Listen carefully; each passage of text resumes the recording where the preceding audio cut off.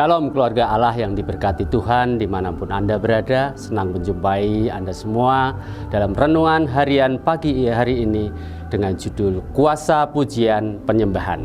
Diambil dari Kisah Para Rasul 16 ayat 25 sampai 26 yang berkata, "Tetapi kira-kira tengah malam Paulus dan Silas berdoa dan menyanyikan pujian-pujian kepada Allah, dan orang-orang hukuman lain mendengarkan mereka.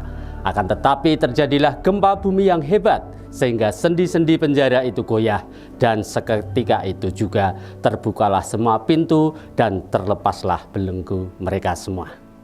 Bapak, Ibu, Saudara, Paulus dan Silas adalah pasangan yang kompak dan gigih memberitakan Injil Kristus. Ketika mereka berada di kota Filipi untuk memberitakan Injil, mereka ditangkap, dipukuli, dan dimasukkan ke dalam penjara. Kaki mereka dibelenggu, mereka kehilangan kebebasan dan secara fisik mengalami tindak kekerasan. Situasi ini tidak membuat mereka kehilangan semangat. Penderitaan tidak membuat mereka terpuruk, malah mereka menyanyi puji-pujian dan berdoa kepada Tuhan.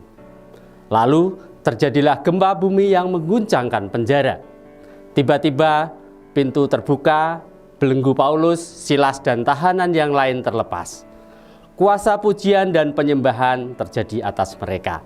Pujian dan penyembahan dari hati membawa kita masuk ke dalam hadirat Tuhan yang begitu menyenangkan, sehingga Tuhan menyalurkan kuasa mujizat-Nya. Pujian membawa roh kita ke dalam suatu puncak keintiman antara kita dan Tuhan. Saya ingat ketika diminta seseorang untuk melayani doa pelepasan karena orang tersebut terlibat dengan okultisme. Kami mulai berdoa beberapa saat, tetapi tidak terjadi sesuatu pun. Tuhan menggerakkan saya untuk ambil gitar dan menyanyikan lagu "Ada Kuasa Dalam Darah-Nya".